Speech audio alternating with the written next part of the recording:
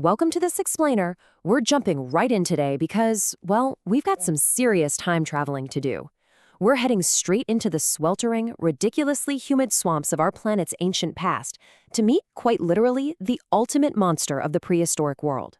If you thought you already knew what an apex predator looked like, yeah, prepare to have your entire perspective flipped upside down. It really sets up this wild mystery, right? How exactly does a snake become the undisputed king of the rainforest? Think about the timeline here. The giant crocodiles, gone. The mighty dinosaurs, completely vanished from the face of the earth. So nature's basically sitting there with this massive vacuum of power, and right into that void slithers a completely legless predator that just took over everything. But to really grasp how that happened, we've got to look at the world it actually lived in. Let's set the stage. We're talking about Earth roughly 60 million years ago. The dinosaurs are totally extinct, and the planet has turned into this massive global greenhouse. Temperatures are way, way hotter than they are today, and here is why that is absolutely crucial. For a cold-blooded reptile, extreme heat is basically like pure fuel.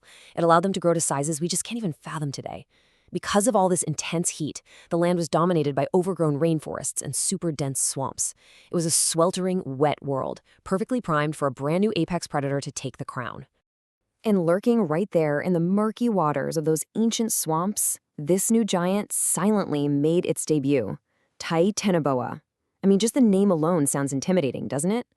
Stepping right out of the shadows of a post-dinosaur world, the largest snake we have ever discovered claimed the throne of the rainforest. Now, to really understand why this thing was the heavyweight champ, you just have to look at its sheer size.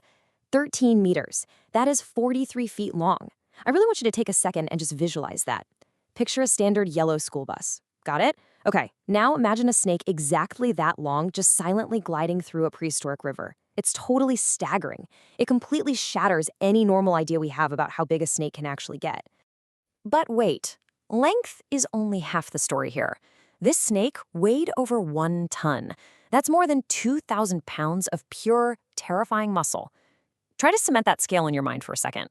We're not just talking about a really long animal, we're talking incredibly thick, impossibly heavy. An absolute unit of the prehistoric jungle.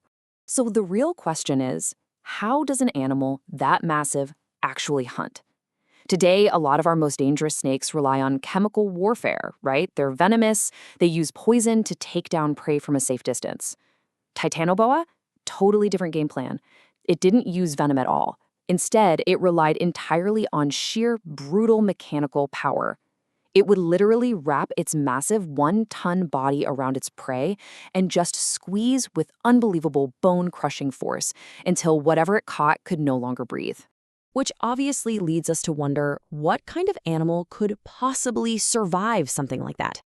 Put yourself in those ancient waters for just a second. Imagine the sheer panic, the immense physical pressure of a 43-foot, 1-ton wall of muscle just wrapping around you. The crushing force would be completely insurmountable. Simply put, surviving a strike from Titanoboa was pretty much impossible. Let's actually break down how this silent hunter operated, because honestly, it was a master of the ambush. Step 1, it spent almost its entire life hidden deep in those murky rivers and swamps.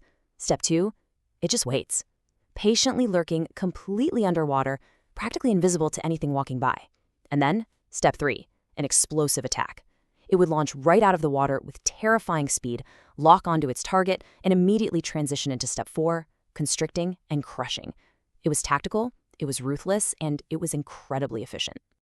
So what exactly is on the menu for a monster of this size?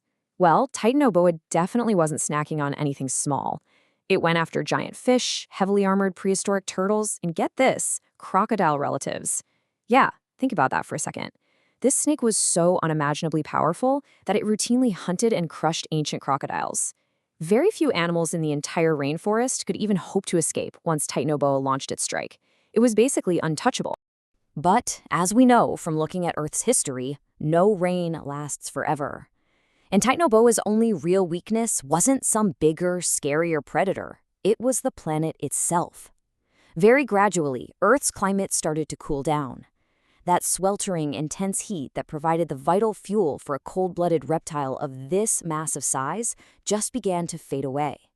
And that slow, steady shift in global temperatures, that was the beginning of the end for the Serpent King.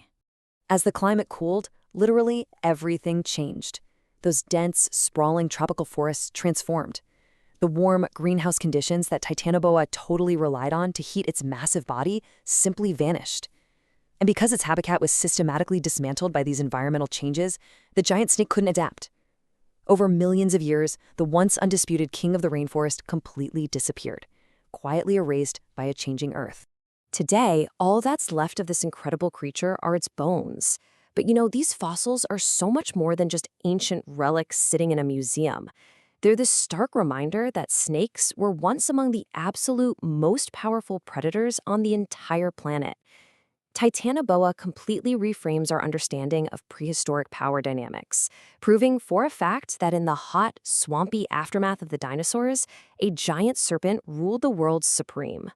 But hey, if you think Titanoboa was the ultimate giant of the ancient world, just wait until you meet two dinosaurs whose rivalry still divides scientists to this very day. It actually brings up one of history's biggest, most hotly debated questions. Spinosaurus versus T-Rex, who was the true king? I'm going to leave you to ponder that one for now, but we will absolutely be diving into that prehistoric mystery in a future explainer.